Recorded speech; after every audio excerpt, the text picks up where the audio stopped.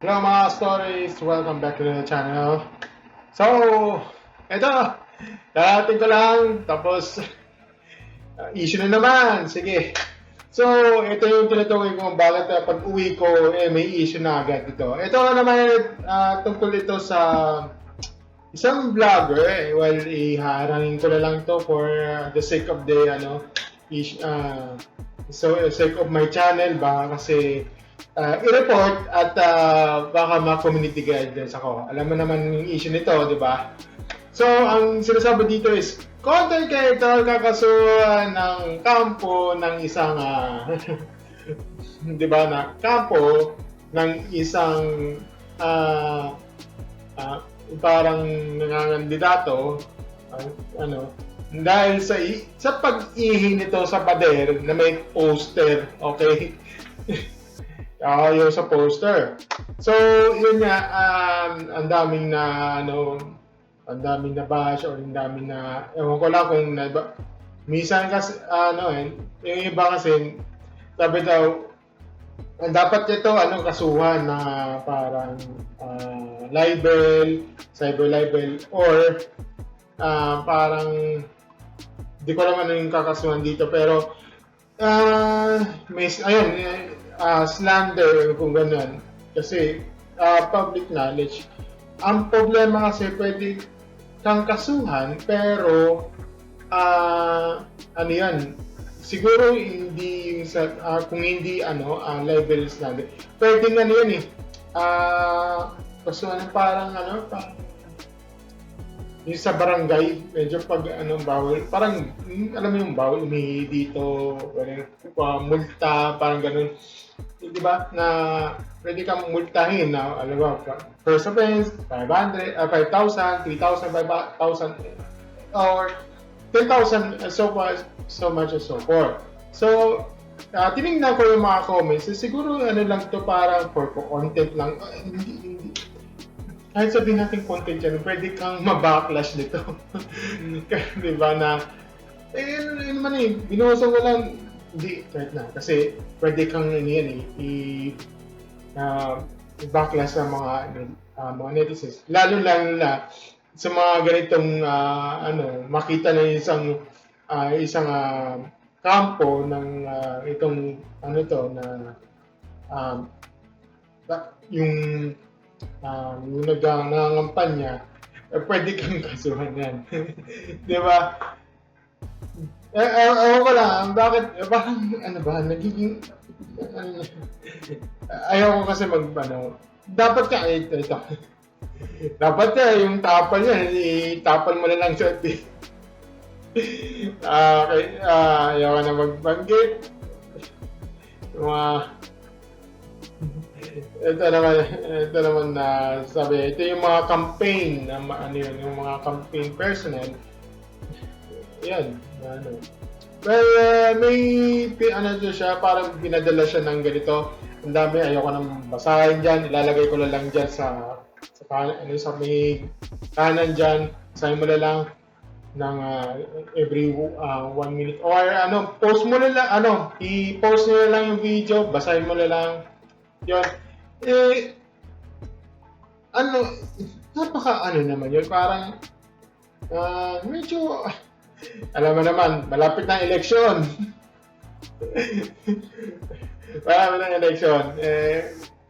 Parang, kahit nga rin ako, ayaw akong dito. Medyo, limitado yung maging sasabihin ko dito. Alam mo, meron kasing, gusto ko rin, yun kasi, yun nga lang, kasi sa social media, medyo, pwedeng pwede ka gagawin ka ng magagawa ka, may magawa sila ng legal action para sa iyo Well, yun. Medyo hindi ako dito. Medyo, ayan, ordinance. Mukhang anti-public urinating ordinance sa mga kakaso sa'yo instead of yung libel. Urinating ordinance yan. Merit yan. Siyempre, aso pa rin yan, kasuhan. Yan ang sabi ng iba dito. Ito naman sa ano, ha? Medyo, so, ah, uh, nako, ang daming ano dito. Kasi, alam mo naman, malapit ng eleksyon. Paano kung ano, nahulog yan, tapos dumaan ka lang na tinatapak-tapakan yan. Kakasuhan ba ako? Diba? Alam mo, ano, during election, kasi iniisip-isip ko eh, paano kung during election, alam ba, ito, yung mga, ang daming ano, yung mga flyering, may mga mukha na ng isang kandidato. Paano kung tinagtapakan nyo, ano, kakausapin mo lahat ng mga ano? Di ba? Ano eh, ayoko kasi magbanggit kasi what to, ano lang, parang, hindi naman siya lang lahat, hindi naman lang siya eh. Ibang tao eh. No, kahit noon pa eh, natatapak-tapakan din yan eh, di ba? Well, ano ba, nagiging ano na ito, medyo, tao dito, nagiging snowflakes mga to, medyo, ano ba, ito naman, sabi ko, madali na naman na pwede nang sabihin na prank o hindi yun. Kahit sabihin prank yan, ano yan. Pwede ka ma-backlash, lalo na kung for content yan. Vlogger ka pa, naku, patay. Diba? Hindi, ano yun. Ayoko kasi magbanggit dito.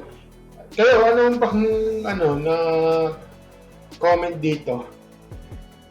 Medyo ano rin dito eh, medyo di ako ano dito di ako pro dito o anti ako isa akong ano, parang independent lang ako dito. Yan,